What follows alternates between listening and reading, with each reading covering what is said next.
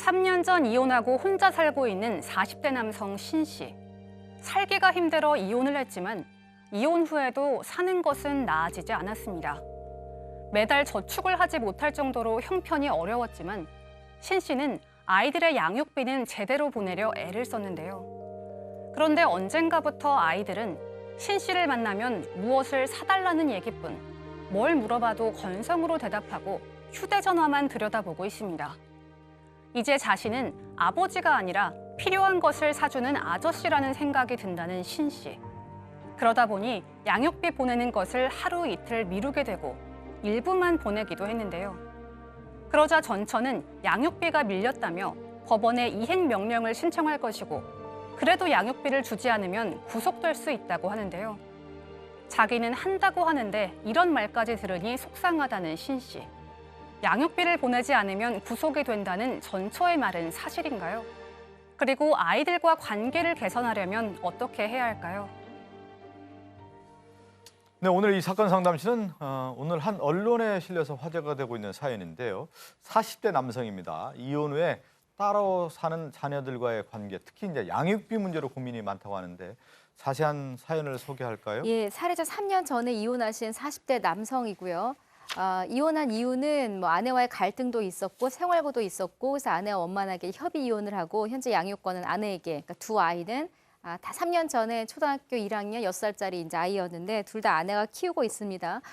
남편 혼자 살고 있습니다만 이것저것 돈이 좀 들어가는 것 같아요. 그러다 보니까 본인이 살기도 빠듯하긴 하지만 양육비를 보내는 거는 또 잊지 않고 있습니다. 왜냐하면 아내가 또 두 아이들을 키우기 위해서 얼마나 노력하는지도 알고 있고 또 둘을 키운다는 게 돈뿐만이 아니라 얼마나 힘든지도 알고 있기 때문에 가능하면 조금이라도 더 양육하는 데 보탬이 되기 위해서 본인도 힘들지만 양육비는 꼬박꼬박 보내고는 있습니다. 그리고 아이들이 배우고 싶은 것, 먹고 싶은 것 하나라도 해주려면 내가 조금이라도 돈을 더 보내는 게 도움이 되니까 다시 말하자면 떨어져 살고는 있습니다만 아버지로서의 부성 또 아이들에 대한 사랑을 지극한 가운데 지금 돈은 많지 않아서 가슴앓이를 하고 있는 상황입니다. 이혼을 했지만 그래도 그 헤어진 이후에 아이들을 위해서 양육비는 이제 꼬박꼬박 보내줬고 매달 아이들을 만났다면서요? 네, 이혼한 아버지로서 아이들에게 미안하다 보니까요. 양육비에 대해서 꼬박꼬박 보내줬다고 합니다. 중간에 실직 상태가 있었는데도 남한테 빌려서라도 꼭 양육비는 줬다고 합니다. 그리고 아이들을 한 달에 한 번씩 꼭 만나는 것을 잊지 않았다고 하는데요. 벌써 3년이 흘렀죠. 이제 큰아들은 벌써 초등학교 4학년이 됐는데요. 근데 사례자는 좀 이상하다고 합니다. 아이들을 만나고 오면 가슴이 허전하고 오히려 착잡한 기분이 든다고 합니다.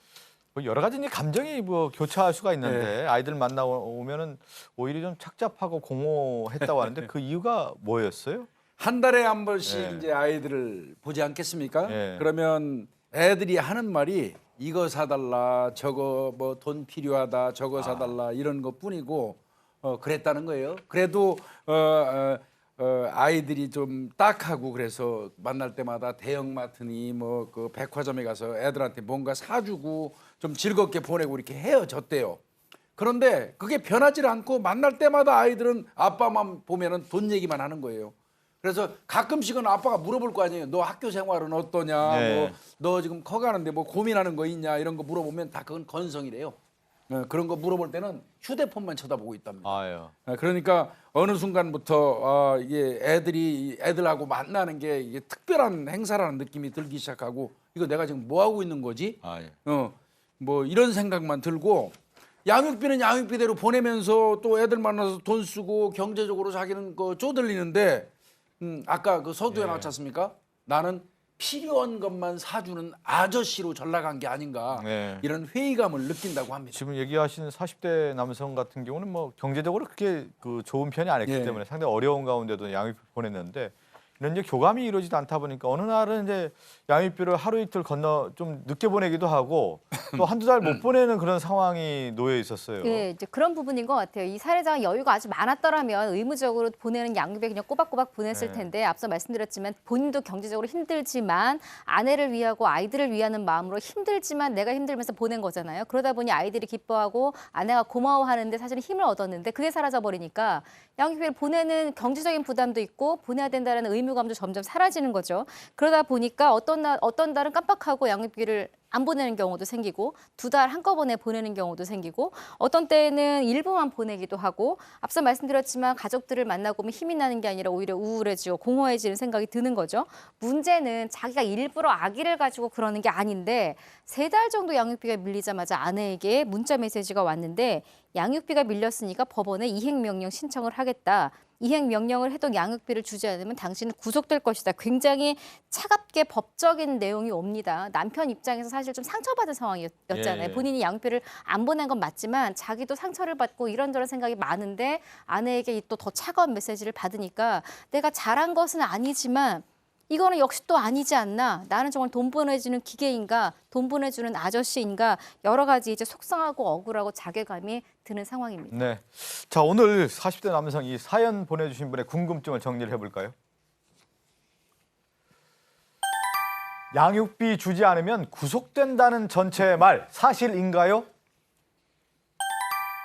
아이들과의 관계 때문에 고민이 많은데 개선할 방법이 있을까요? 첫 번째부터 좀 살펴보죠. 이혼하고는 양육비를 주다가 주지 못하는 상황인데 전처는 안 주면 구속된다는 말을 했어요. 구속될까요? 네, 구속. 무서운 얘기죠. 구속은 구속. 형사 재판에서 뭐 죄진- 필요할 때 죄진 하는 사람이면. 구속인데 구속된다는 표현을 아마 이것 때문에 한 것 같아요.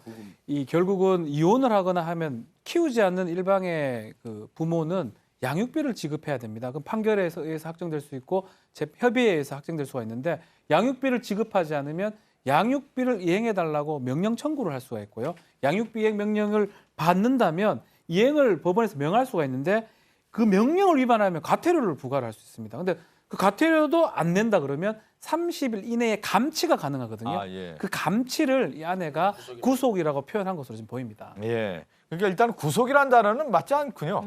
그 양육비를 또 지금까지 꼬박꼬박 줬다가 요 형편이 안 좋아서 지금 주지 못하는 상황이기 때문에 그것 자체로서 구속 사안은 되지 않는다. 이렇게 정리할 수 있을까요? 일단 예. 이 구속의 의미가 엄격한 그 좁은 의미의 구속이 아니라 예. 가둬놓는다, 신체를 구속한다. 그 의미라면은 틀린 말이 아닙니다. 맞는 말입니다. 그렇죠, 그렇죠. 아, 그렇군요. 근데 지금 보면 이제 뭐 일단은 첫 번째 사안에 대해서는 저희가 답을 드리는 것 같고 두 번째 보면 아이들과의 어떤 관계가 가장 회복이 중요하다 생각 들고 아이들 만나고 오면 이 공허하고 뭐라고 해야 정신적으로 뭔가 이렇게 허전함이 우울하고, 있다라는 게 이분이 참 안 됐다는 생각이 좀 드네요. 근데 제가 조금 말씀드리고 싶은 게 아버님께서 아이들을 대하는 방법이 조금 잘못되신 것 같아요. 아이들을 처음에 이제 한 달에 한 번씩 만났을 때 아이들한테 학교 생활이라든지 고민거리를 물어보면 아이들이 좋아하지 않습니다. 그 아이들한테는요, 아이들이 좋아하는 게 뭔지부터 접근을 해야 되고요. 아이들이 휴대폰을 보고 있다면 같이 보면서 이게 뭐야? 라고 하면서 관심을 표명을 해야 됩니다. 분명히 사례자분도 힘드신 건 알겠지만 아이들이 좋아하고 아이들이 관심 있는 것에 포커스를 맞추면서 접근을 해야 되고요. 또 한 달 만에 만나서 얘기하는 건 아이들에게 힘듭니다. 그렇기 때문에 휴대폰으로 종종 아이들의 근황이라든지 아이들이 뭘 좋아하고 이런 것들을 많이 물어봐야 하는 것이 좋을 것 같습니다. 예, 오랜만에 만나면 할 얘기가 없어요. 사실. 별로 없죠. 뭐 사줄 것밖에 없다고 하는 건데 어떻게 아이들과의 관계 개선하는 방법이 좋은 방법. 지금 뭐 김일희 프로파일러도 얘기했지만 저는 뭐 박주변에서 매일 조언해준다고 보는데도 대화가 제가 물으면 핸드폰만 보기 때문에 사실은 그런 어떤 네. 요새 세상 요새 아이들 그런 걸 좀 아버지가 좀 알아야 될 것 같아요. 예. 휴대폰 본다 해가지고 아빠를 무시하는 건 아니고 아이들 습성이고 아이들의 습관이고 다 그렇게 하거든요.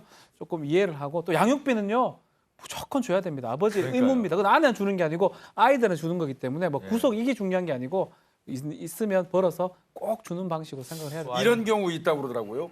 양육비 주고 이제 만나는데 만날 때마다 이렇게 물어본대요. 엄마가 잘해주냐? 예. 밥은 제때 주냐? 예. 뭐 이런 식으로 상대의 트집을 잡는 것 같은 그런 질문들을 아이들한테 계속하면 예. 아이들한테 엄청나게 심정적인 부담을 준답니다. 아. 그런 경우에 이 문제가 생기는 경우도 있다고 그러니까 그런 거는 없애야 될 것 같습니다. 차라리 감액 심판 청구를 하십시오. 그게 낫습니다. 약속 못 지키는 것보다 이런 청구를 하는 게 더 낫습니다. 그러네요. 네, 그러니까 감액. 지금 형편 자체가 어렵기 때문에 상당히 고민스러운 상황이기 때문에 저희가 상담을 요청했는데 구속되는 사안은 아니지만 또 하나는 뭐냐면 아버지로서 당연하게 양육비를 주는 것은 당연한 거고 권리이죠. 의무이죠. 의무이죠. 그런데 지금 얘기한 것처럼 그런 형편이 못 된다고 한다고 하면은 원래 뭐 주기로 했던 금액보다는 좀 낮게 책정해서 좀 주는 것도 좋은 방법이다라고 하는 것을 좀 말씀드리겠습니다. 함께 사는 세상으로 갑니다.